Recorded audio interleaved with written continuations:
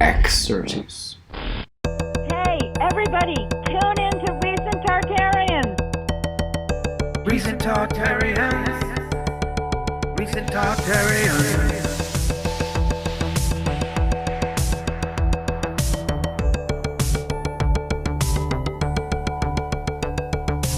Join us on another exciting adventure of Exertus.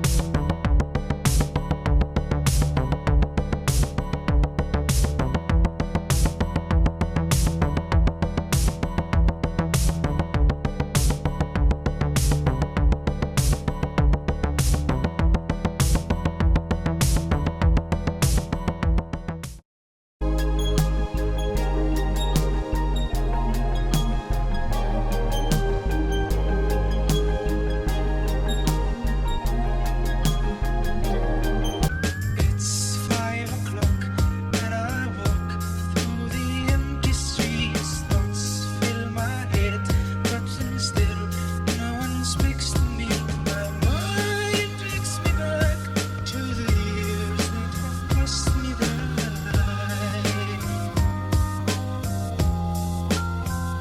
Bienvenido Exertus. So on to the Umbrella Corporation and Raccoon and Corona and the anagram, and everybody's already talked about this, I hope. And if you haven't already noticed that, you probably should have seen that in the first day, and shame on you for not looking for things like that. This was pretty obvious. The problem is you shouldn't be looking for things like that. So if you did see it, shame on you for looking for it. I hope some of this information finds you well. I've been traveling again, so I want to wish you a tardy, happy St. Valentine's Day. Though at very least, I hope it was easy. There's something about a holiday proposed around a Roman demon with a crossbow that just spins me the wrong way. And it reminds me of Rapto Tarpeia, or the Roman sacking of Sabines. But we'll get into that later. And I've noticed everyone's getting pretty serious about a lot of things recently. Or at least cynical and kind of negative. And if we could start calling the coronavirus the Kung Flu, that would be great. So let's just hashtag that now, shall we? Seriously, you're going to want to do that because the information is going to become more fascinating as time goes on. And I think it's time that we had our own version of the word so that we knew exactly what we're talking about. But in the meantime, some history, and I want to remind you about the Columbian exchange of intentional or unintentional, and often both, transfers between the Old World and New World, including the bubonic plague and the Asian flu.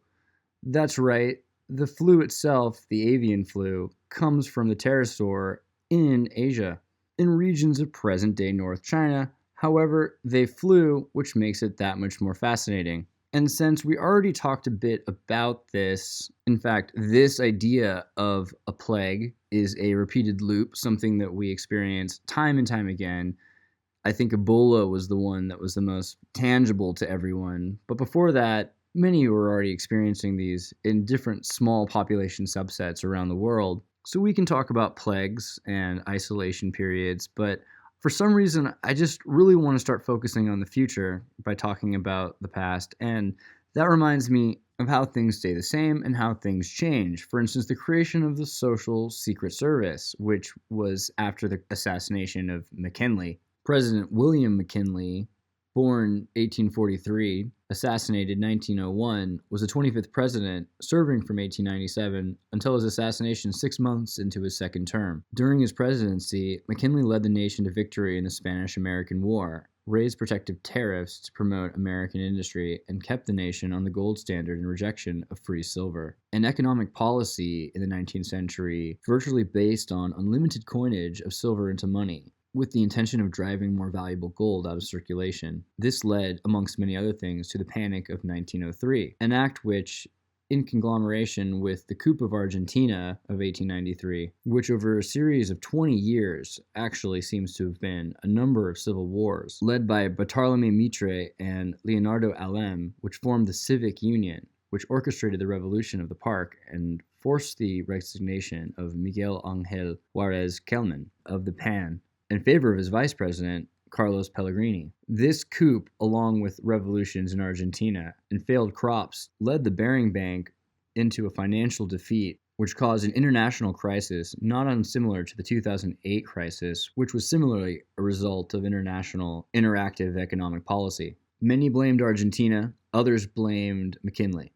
One of those, an American Polishman named Leon Solgus, an American anarchist born in Ohio, with eyes not too unsimilar to the eyes seen today in some of the assassinations we've seen in some of today's school shooters. Leon, who had lost his job because of the 1893 panic, had become intent on an anarchist government and felt that McKinley was at the center of this plot to destroy the efforts of the individual. Allured by the fetishism of urbanization and the evolution of social progress at the cost of many generations of many men's lives, Leon visited the now destroyed Temple of Music in Buffalo, New York, where President McKinley, who was there with his wife, an epileptic opium addict, was receiving sound healing in order to help soothe her conditions and depression, as well as relieve her from her crystalline drug addictions. In the Great Temple of Music, photographs of the moment render when William McKinley, with a young anarchist and a gun from his pocket placed below his handkerchief, pressed into the back of the 25th President of the United States of America, making him the third president to be assassinated. It took several days for McKinley to die. Secretary to the President, George Cartalew, feared that an assassination attempt would take place during the visit to the Temple of Music and took it off the schedule twice, but McKinley restored it each time. A death mask was taken,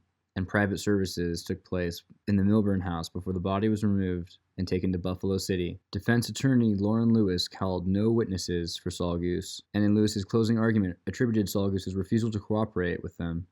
Miller noted that the closing arguments were more calculated to defend the attorney's place in the community rather than an effort to spare his client the electric chair, and after not more than half an hour, a jury member later remarked that it could have been sooner if not after examining the evidence. The jury convicted Saul Goose, and after his execution by electric chair on October 29, 1901, acid was placed in his casket to dissolve his body before burial in the prison graveyard. Not long after that, the Temple of Music was torn down, and the Congress passed legislation in 1906 designating the Office of the Secret Service as the agency in charge of protecting the president from further assassination attempts. Though this was not the last assassination of a president to happen in the United States, and the simultaneous panic of the coup of Argentina shows just how contemporary possibilities might lead one to consider how history might repeat itself. Anyway, that's enough about that story. I just figured that was something that I ought to say. Also wanted to pull up this quote by Osho that I was reminded of recently.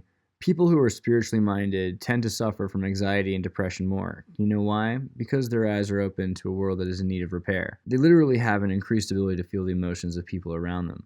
I used to think Osho was kind of cynical because he wears pearls and talks about people that are hungry, but that does not mean that this prince has not seen suffering in the world. It simply means he chooses to be disgusted by it, and he's stressed out because there's only so much he can do. But you catch more flies with honey than vinegar. So I'm seeing parts of America that I never knew were there before, like this place called St. Paul, which has everything from steampunk cathedrals to isolated Scottish Highlanders to the Hmong dynasty of Cambodia and Laos, and the Minneapolis Mill with the stone underground tunnels and the wheat explosions of the 1800s and 1900s and 20th century, but also with just enough time for the anthropological study of the Dukes of Hazzard, which in a sense is a sort of neo-rendition of a sequel to A Fall of Camelot, King Arthur's story. And with the Discord, the amount of symbolism that we're finding is just incredible, looking at places like Damascus, Africa, and even Connecticut, where our already plastic understanding of history is becoming more anthropological, and we're not always sure what we're looking at anymore, except that there seems to be a certain rhythm to things, and how literally you take it is like the Bible. Sometimes you just have to ride the meta, and if that's not good enough for you, what can I say? Tough cookies. So, I've been flying around airports in a plague mask, and I gotta say that I'm pretty sure the security love me for it. And during their strike and coronavirus, the fact that I always ask for a pat down so there's no escaping, giving Andreas Exertus a big old hug, is now added to the pleasure of the fact that I respect that they could be getting the coronavirus from anyone that they're interacting with. And at first I felt a bit peculiar, but then when I realized how much weirder all the other people are that go to the airport, and considering the normal requests that they're getting from people these days, besides just wearing interesting outfits, considering that they're also told that they have to allow them to have security animals, not just poodles, mind you. Have you ever seen a security owl? Yeah, I have. So just be grateful that I wear a hat and a mask instead of bringing a bird with me everywhere I go.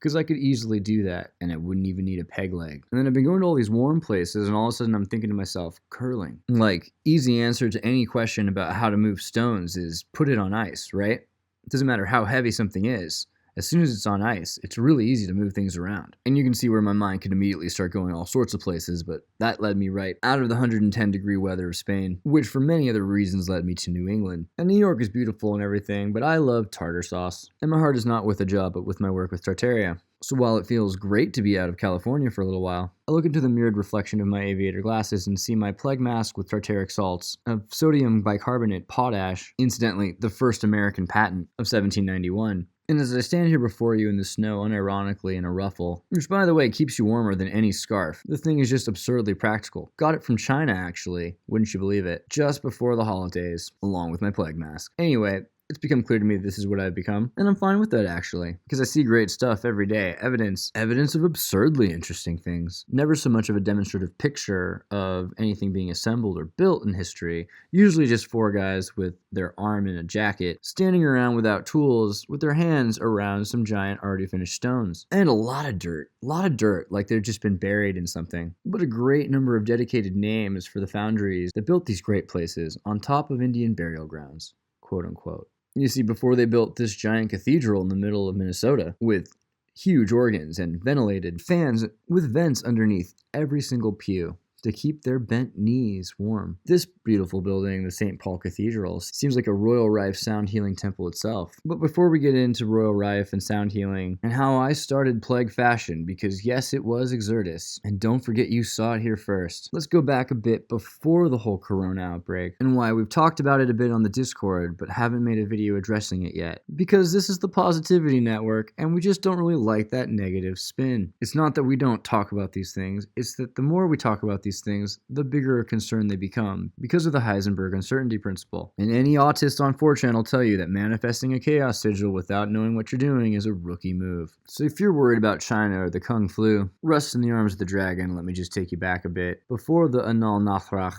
Urfas, Bethud der Fiel, Dorchiel Denve, when all the meta started to happen. And it actually surrounds sins and meme magic and political banter on Twitter by Bette Midler. And Bette Midler from the Witches movie recently tweeted about my home city saying, the city of Santa Cruz, California has decriminalized psychedelic mushrooms. After the last 3 years, I feel we've all earned a vacation to Santa Cruz.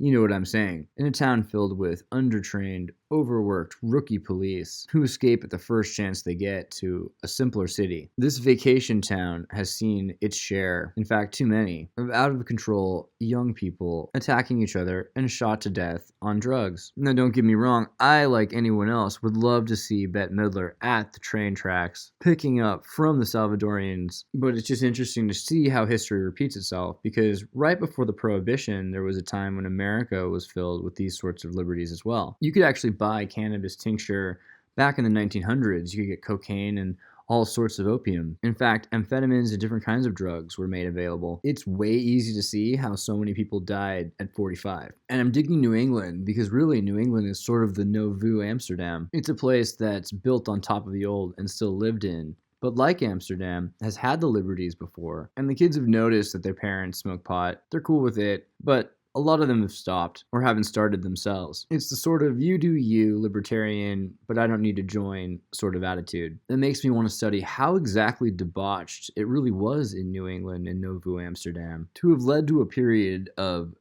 supposed Salem witch trials, and in generality, the assassination of many people for being sinful and more occult, but also the capacity to endure New England as a California Spaniard, of course. Someone who all my life had feared English culture. It's lured me away from my siestas and into the idea of seeing the seed banks and the frozen silos of the heartland. This place which, of course, the media has presented as being nothing but sticks, but once you actually look at it, there's St. Paul near Minneapolis. You actually get the idea of how utterly tremendous the center Midwest of the Americas can be. In fact, like a vault, sort of the Sahara of water is the snow, and trapped in time, sort of like Brigadoon, are these incredible works of stone masonry, complete with copper roofs, underground tunnelways, and a land of 10,000 lakes. More sinkholes than in the average human heart. A place as strange as Argentina or Siberia, yet as majestic as Tuscany. And at the end of Terminator 3, not the newer one, but the one from the mid-2000s, the lockdown where they get to the mountain inside of the Midwest and they find all the computers that are 30 years old, completely analog and unhackable, complete with analog jeeps and helicopters, unable to be controlled by the artificial intelligence systems. Something about the Midwest just feels a bit, well, in case of any sort of disaster, it just seems a bit safer here. But everybody knew that there was some sort of a plague coming. I mean, it's just that's just how fashion works. And the reason I don't like to talk about plagues is because when you do, you usually have to pay tribute to the demon that's associated with them. I don't mean that lightly. I just mean that that's a fact. I mean, even now as I'm doing this, take this seriously. Like, I hate that I had to show you this, but since everyone's asking these questions, I mean, take it seriously. I mean, I am enough so as that I feel like I'm required to have shown this, because that's the point of this post. The Ebola-chan post was a pestilence and death meme. This is not the only one, but this is the lightest one that I'm willing to bring up the subject about. And yes, I honestly think you might be safer if you say, I love you, Ebola-chan. But, you know, if you don't believe in that, that is awesome and good for you. However, this was a meme that circulated. I did not make this. People were sending this to people in Africa, and Africans were sending this back and forth because there was a serious belief that if this was not shared, that Ebola would, and it did, occur in the places that were in belief of this. I don't want to mention too many more of these, but like I will say, Reshef was another one that was very important, which is the pony in the My Little Pony meme, if anyone remembers that. But in general, you shouldn't really be thinking about these things because they manifest themselves. And I actually think it's pretty pathetic when the internet refers to these things as terrible pranks upon the West Africans, because if anything, that's just an insult to their culture. And no, meme magic is not cultural. I mean, yeah, I guess it is. It's appropriation. That's what meme magic is. Memetics.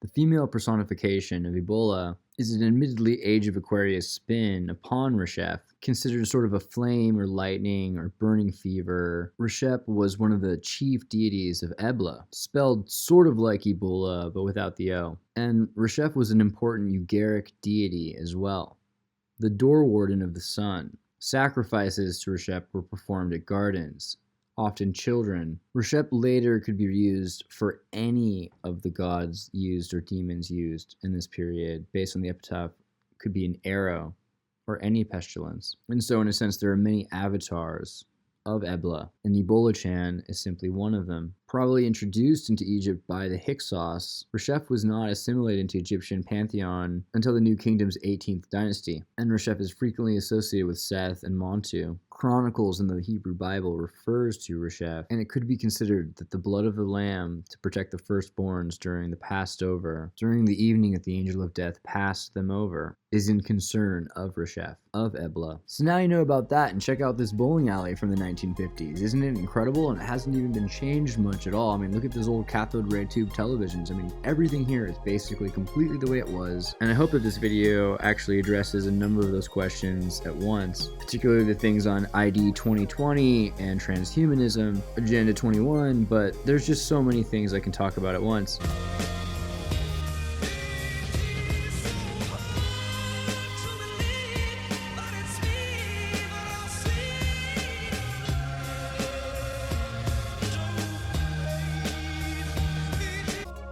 This program is coming to you via Relay 2 satellite, a spacecraft orbiting the Earth at a speed of over 17,000 miles per hour. Recent Tarkarian.